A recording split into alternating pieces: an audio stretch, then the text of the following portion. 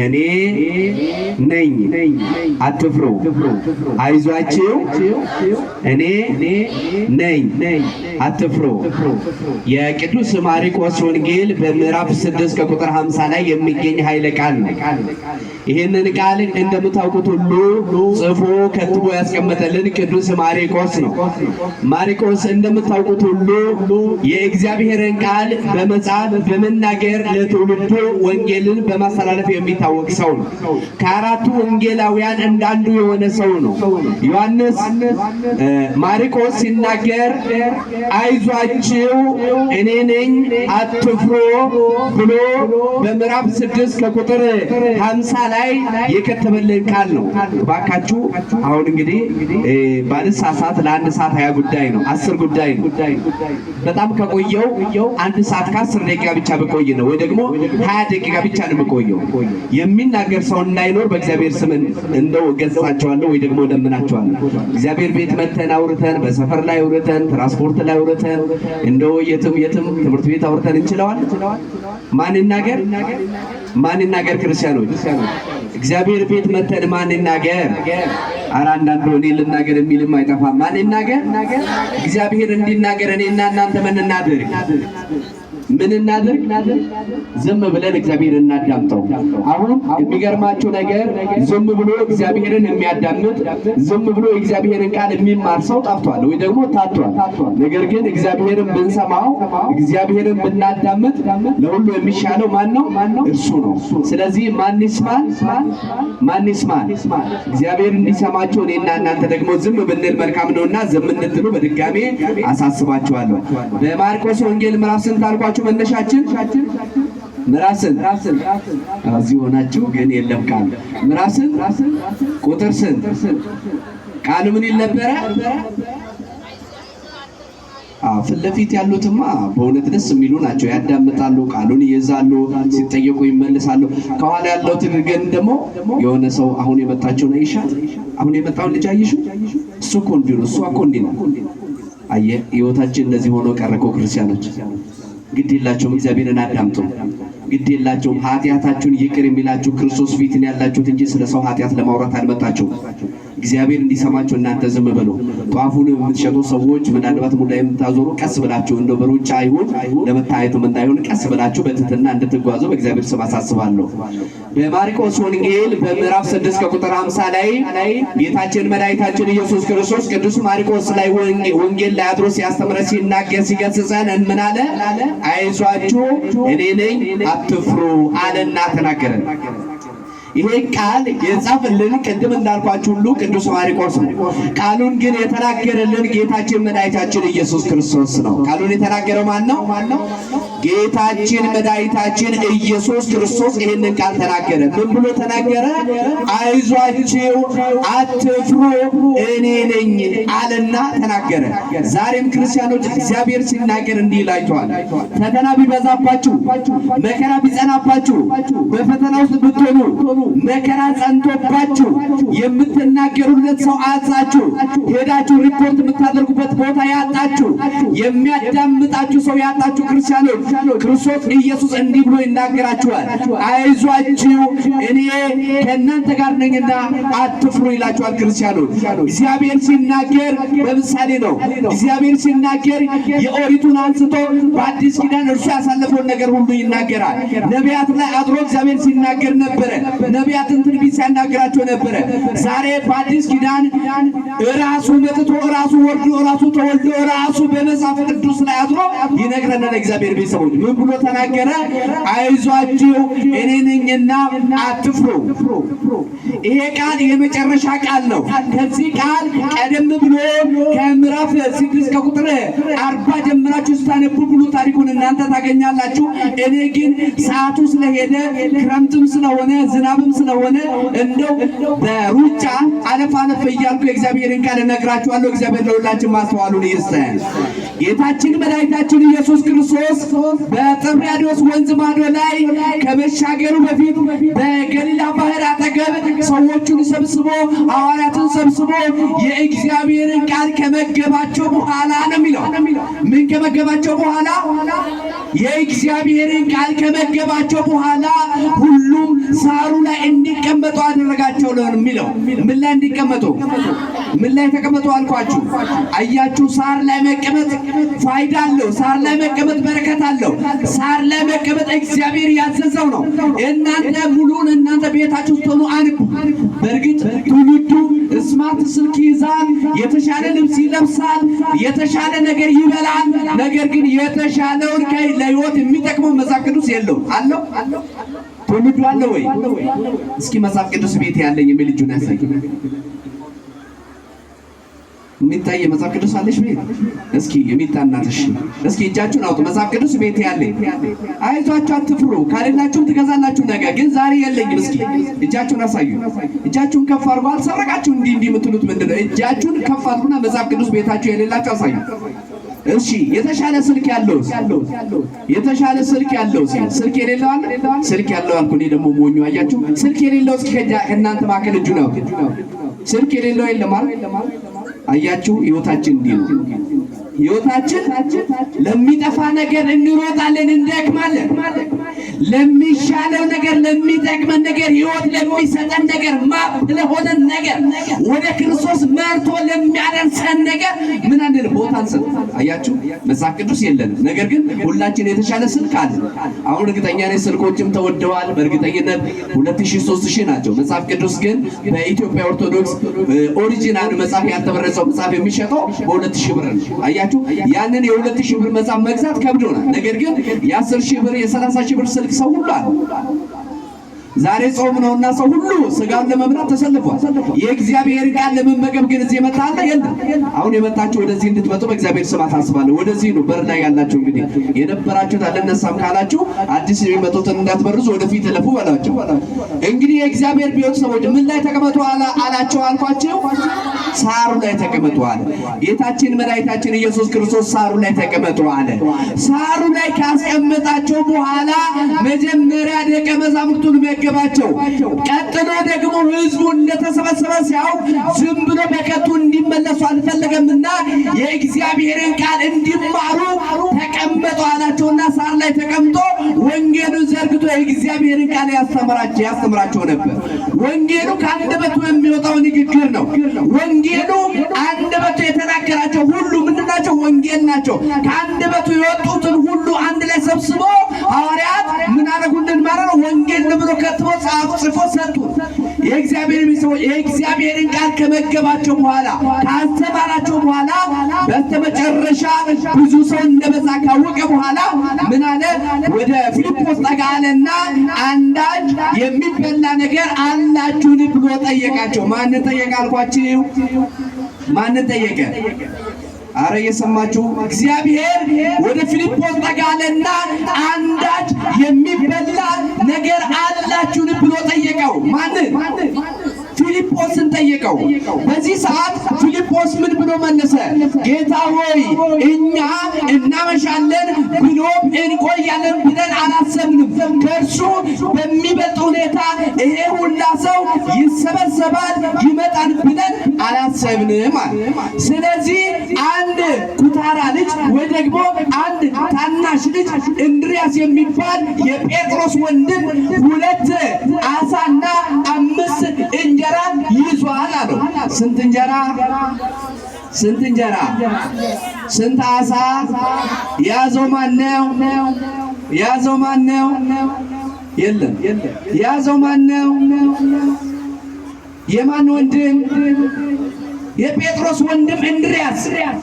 የተጠየቀው ማነው? የሚበላ ነገር አላችሁ ብሎ የተጠየቀው ማነው? በደንብ ከቃሉ ጋር ሆናችሁ እንድታዳምጡ በእግዚአብሔር ስም አሳስባችኋለሁ። ፊልጶስን ክርስቶስ ኢየሱስ ጠየቀው። ምን ብሎ? አንዳች የሚበላ ነገር አላችሁን ብሎ ሲጠይቀው አይ አስበን አልመጣንም ጌታ ሆይ አንተ ታውቃለህ፣ እኛ የመጣነው እናመሻለን ብለን አላሰብንም። ብሎም ደግሞ ይሄ ሁላ ሰው ይከተልሃል፣ ይከብሃል፣ ይመጣል፣ ይቀመጣል ብለን ስላላሰብን አንድ ብላቴና ግን 2 ዓሣንና 5 የገብስ እንጀራን ይዟል። እርሱም ደግሞ ስሙ ማን ይባላል? እንድርያስ ይባላል። የጴጥሮስ ወንድም ነው ብሎ ለጌታችን መድኃኒታችን ኢየሱስ ክርስቶስ ነገረው። በዚህ ሰዓት ጌታችን መድኃኒታችን ልብ ብላችሁ ስሙ። የእግዚአብሔር ቤተሰቦች እየሰማችሁ ነው ወይ? እየሰማችሁ ነው? መድኃኒዓለም ይስማችሁ፣ ቅዱስ ዮሐንስ ይስማችሁ፣ ድንግል ማርያም ጸሎታችሁን ትስማችሁ፣ ቅዱስ ገብርኤል ጸሎታችሁን ያሳርግላችሁ፣ ሀገራችን ኢትዮጵያን ይጠብቅልን። እንዲህ ብሎ ከነገረው በኋላ ያላችሁን ነገር ሁሉ ወደዚህ አምጧል። ጌታችን ለካ ሁለቱን ባርኮ ማትረፍረፍ ይችልበታል። ለካ 5 እንጀራ ተብሎ የተቆጠረውን ጌታችን መድኃኒታችን እርሱን አብዝቶ ብዙ ሕዝብ መመገብ ይችላል። ጌታችን መድኃኒታችን በሰው እይታ ሲታይ አዎ ለአንድ ሰው አይበቃም፣ ለሁለት ሰው አይበቃም ተብሎ የታሰበውን እርሱ ሲባርከው ለካ ብዙ ሰው ይመገብበታል። ክርስቲያኖች አያችሁ፣ ክርስቶስ ኢየሱስ ወደ ህይወታችሁ ሲመጣ አንዱ ምን ይሆናል? 12 ይሆናል።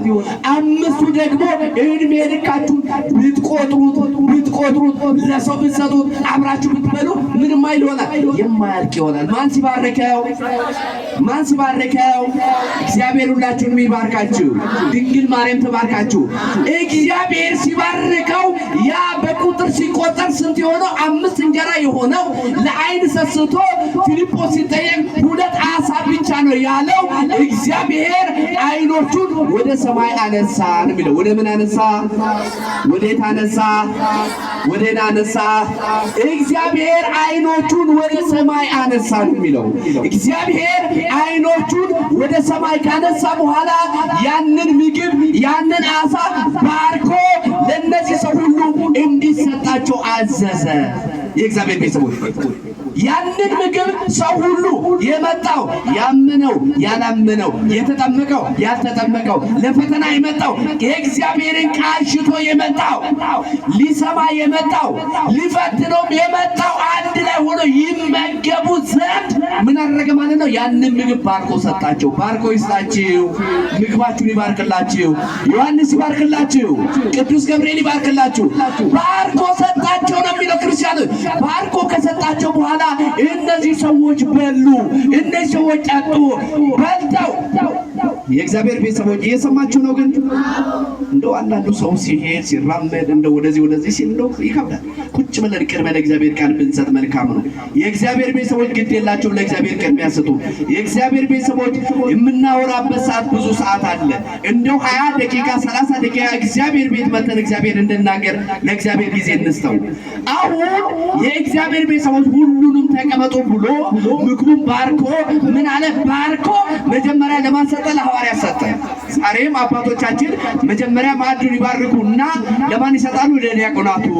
ዲያቆናቱ ደግሞ ራሳቸው ከቀመሱ በኋላ ለሕዝቡ እንደሚያዳርሱት ሁሉ ቡራኬ አባቶቻችን እንደሚሰጡት ሁሉ ጌታችን መድኃኒታችን ኢየሱስ ክርስቶስ መጀመሪያ ምግቡን ባርኮ ለማን ሰጣቸው ነው የሚለው? ለደቀ መዛሙርቱ።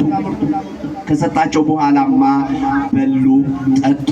ከዛ በኋላ አንድ ላይ ሴቶች ሳይቆጠሩ አያችሁ፣ ተአምረኛውን ክርስቶስ ስሙ። ሕፃናት ጸጥ በሉ እባካችሁ፣ ጸጥ በሉ። ጸጥ ቢሉ ነገራቸው። ሴቶች ሳይቆጠሩ ሕፃናት ሳይቆጠሩ የተረፈ ምግብ 12 መሶብ ሆነ። እልል ብላችሁ እግዚአብሔርን አመስግኑ። ስንት መሶብ ሆነ ክርስቲያኖች? ስንት መሶብ ሆነ? ስንት እንጀራ ነበረ? ስንት እንጀራ ነበር?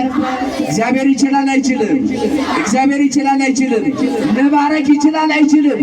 ባርኮ ሰጣቸው ነው የሚለው። ለሁላችን እግዚአብሔር ባርኮ ይስጠን። እግዚአብሔር ሁላችንም ይባርከን። እግዚአብሔርን ይባርከን። እግዚአብሔር እንስማው።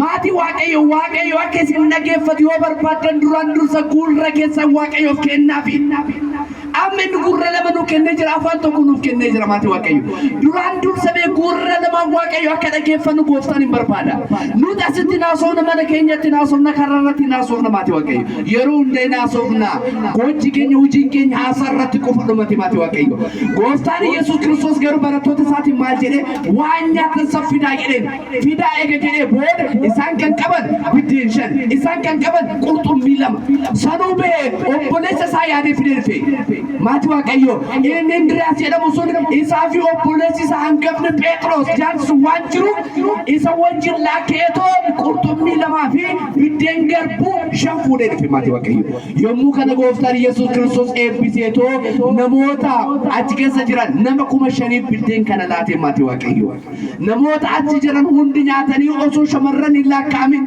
osoo daa'imman hin laakkaamin achirraan immoo firfaarii lafatti kufe osoo hin laakkaamin masoobii 12 yookiin immoo leemaatii 12 hafee jedha maatii waaqayyo ጎፍታን የኤጲሱ ሁሉን እንድንዳማት ያቀዩ እግዚአብሔር ሲባርክ ሁለቱ አሳ ስንት ይሆናል? 12,000 ሰው ይሆናል። እግዚአብሔር ቤተሰው ወንዶቹ ብቻ ተቆጥሮ ስንት ሆኑ አልኳችሁ? ወንዶቹ ብቻ ሲቆጠሩ ስንት ሆኑ? እየሰማችሁ ነው? ወንዶቹ ብቻ ሲቆጠሩ ስንት ሺህ ሰዎች ሆኑ? 5,000 ወንዶች ሆኑ። ሴቶች ሳይቆጠሩ ህፃናት ሳይቆጠሩ እንደምታውቁት ህፃናት ከሚበሉት ይልቅ መሬት ላይ የሚያፈረፍሩት ይበጣል።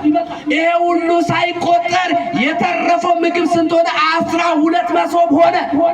አሁን ታምሩ እዚህ ጋር አይደለም፣ ትምህርታችንም ይሄ አይደለም። እግዚአብሔር ቤተሰብ ጌታችን መድኃኒታችን ኢየሱስ ክርስቶስ ሐዋርያት ያምኑበት ዘንድ በእምነታቸው ይጸኑ ዘንድ ክርስቶስ ተአምረኛ መሆኑን ያውቁ ዘንድ ምን አደረገ? ይሄንን 2 ዓሣና 5 የገብስ እንጀራ ባርኮ ቀድሶ ለሁሉም ሰዎች ምን አላቸው? ሰጣቸው። እነርሱም ከበሉ ከጠጡ በኋላ መሬት ላይ ከተረፈው ውጪ ስንት መሶብ ተረፈ አልኳችሁ? መሶቡ ከየት መጣ? የሰማችሁ ነው? እስኪ ትንሽ አንብብ ያለው አቃለ ሚል ካለ ንገረኝ እስኪ። መሶቡ ከየት መጣ? የጴጥሮስ ወንድም ምግቡን ይዞ ሲመጣ 12 መሶብ ተሸክሞ መጣ እንዴ? መጣ እንዴ? ክርስቲያኑ ስንት እንጀራ ይዞ ይመጣው? ስንት ዓሣ ይዞ መጣ? እንደው አንዱን እንጀራ በአንድ መሶብ እንኳን ይዞ ቢመጣ ስንት መሶብ ነው ያመጣው ማለት ነው? 5 መሶብ አይደለም? ነገር ግን እሱ መሶብ ይዞ አልመጣም። እንጀራውን ብቻ ቋጥሮ ነው የመጣው። ነገር ግን ጌታችን መድኃኒታችን ኢየሱስ ክርስቶስ በተአምራቱ 12 መሶብ እንዲኖር አድርጎ በ12 መሶብ የተረፈው እንጀራ በሳ እንዲሞላ ተደረገ። ጌታችን መድኃኒታችን ኢየሱስ ክርስቶስ ተአምረኛና ተአምር ሰራ። ሐዋርያቱ አይቶ ተደነቁ። ሌሎች ሕዝብም እንደናንተ ሁሉ ዛሬ የተሰበሰቡ አሁን እግዚአብሔርን ቃል ሰማ ዮሐንስን ለማጸነው ዮሐንስ ተአምረኛ ነውና ከፈለገ አንደበቴን ሊያዘጋ ይችላል፣ ከፈለገ ከመሜ ሊያሽረኝ ይችላል፣ ከፈለገ ከኃጢአቴ ነፃ ሊያወጣኝ ይችላል ብለን እንደመጣነው ሁሉ የእግዚአብሔር ቤተሰቦች በዛ ሰዓት የተሰበሰቡ ሰዎች በሉ፣ ጠጡ፣ ወደ ቤታቸው ሄዱ። ክርስቶስ አዘዛቸው። እነዚህ ከሄዱ በኋላ ጌታችን መድኃኒታችን ኢየሱስ ክርስቶስ ሐዋርያትን ምን አላቸው? ወደ ፊታችሁ ወደሚገኘው ሀገር አላቸው። በፊታችሁ ወደሚገኘው ሀገር በባህር ላይ ወደፊት ሂዱ አላቸው። ወዴት ሂዱ አላቸው? ወዴት ሂዱ አላቸው? ወደፊት ሂዱ አላቸው። ያቺ የሚሄዱበትን ቦታ ስሟን ነግሯቸው ወደፊት ሂዱ አላቸው። ጌታችን መድኃኒታችን ኢየሱስ ክርስቶስ ሰው ሲከቡ አይቶ አያችሁ፣ ታይታ አይፈልግምና መታየት አይፈልግምና እንዲያጨበጭቡለት አይፈልግምና እንዲወራለት አይፈልግምና እኔና አንቺ 2 ቀን ቤተክርስቲያን መተን በ3ኛው ቀን ከኔ የተሻለ ክርስቲያን አለ ወይ ብለን ራሳችንን ከሌላ ጋር ምን እንላለን? እናወዳድራለን። እርሱ ሰማይና ምድርን ፈጥሮ እርሱ በሰዎች ፊት መቆምን አልወደደም። ሊጸልይ ወደ ተራራ ወጣ ነው የሚለው። ወዴት ወጣ? እኔና እናንተ ግን ሰው ፊት ዳዊታችንን ገልጠን ከመርካቶ እንደው የተበሰበሰው መጽሐፍ አንድ ላይ ይዘን ጸሎተኛ መስለን እንቆማለን። እግዚአብሔር ቤተሰብ እርሱ ግን ሊጸልይ እኔና እናንተ ሲያስተምረን እኮ ሊጸልይ ወዴት ወጣ?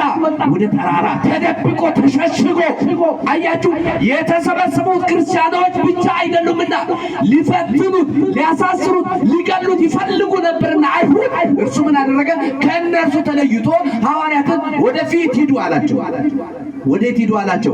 ወደፊት ሂዱ አለ። በመርከብ እነርሱ እንዲሄዱ አደረገና እርሱ ወደ ኋላ ተመልሶ ጌታችን መድኃኒታችን ኢየሱስ ክርስቶስ ወደ ተራራ ሊጸልይ ሄደ። እርሱ በሚሄድበት ሰዓት እነዛ ወደፊት ሄዱ የተባሉት ሐዋርያት የበሉት የጠጡት ታምር የተሰራላቸው 2 ዓሣ 5 የገብስ እንጀራ ተበርክቶ ለሕዝብ ሁሉ እንዲበቃ ተደርጎ የተሰጣቸው ያደነቁት ከየት አምጥቶ እንዴት አድርጎ እንዴት ባርኮ ብሎ የተደነቁት እነዚህ ሐዋርያት አሁን ደግሞ ታዘዘ። ማን አዘዛቸው? ማን አዘዛቸው? እግዚአብሔር አዘዛቸው። ወደፊት ሂዱ አላቸው። ወደ ባህሩ በባህሩ ላይ በጀልባይቱ ወደፊት ሂዱ አላቸው። ክርስቶስ ኢየሱስ ለካ አንዳንድ ጊዜ ሂዱ ብሎ ራሱ አዞን ፈተና ይመጣብናል። እግዚአብሔር ቤተሰቦች አያችሁ፣ ነጠላ ለብሰሽ ፈተና ይመጣብሻል። ነጠላ ለብሰሽ ፈተና ይመጣብሃል። እየሰማነ ወጣቱ እያስቀደስ ፈተና ሊገጥም ይችላል። እያገለገልክ መከራ ሊመጣብህ ይችላል። እያስቀደስ ዕለት ዕለት ኪዳነ ምሕረት እያልሽ ዮሐንስ እያልሽ ኢየሱስ እያልሽ ወደ እግዚአብሔር ቤት እየመጣሽ ፈተና ሊገጥምሽ ይችላል። ሐዋርያት ፈተና ገጠማቸው። አያችሁ፣ ወደፊት ሂዱ ተባሉ። እነርሱ እየሄዱ እያለ ማዕበል ተነሳባቸው። ዛሬ በግላችን በሕይወታችን ማዕበል ያልተነሳብን ይመስላችኋል? ክርስቲያኖች ማዕበል ያልተነሳባችሁ? ማዕበሉ ሕይወታችሁን እያናጋ አይደለም? የኑሮ ውድነቱ፣ አለመግባባቱ፣ ሰርታችሁ አለመለወጡ፣ በትምህርት ስኬታማ አለመሆናችን፣ ነግደን ትርፋማ አለመሆናችን፣ ወጣትነታችን አለመባረኩ፣ የዝሙት ባሪያ መሆናችን፣ ኃጢአተኛ መሆናችን፣ ዘረኛ መሆናችን ማዕበሉ ሕይወታችን እያናጋው አይደለም? ክርስቲያኑ ሕይወታቸውን ሊያናጋ ማዕበል ተነሳባቸው ነው የሚለው። ምን ተነሳ?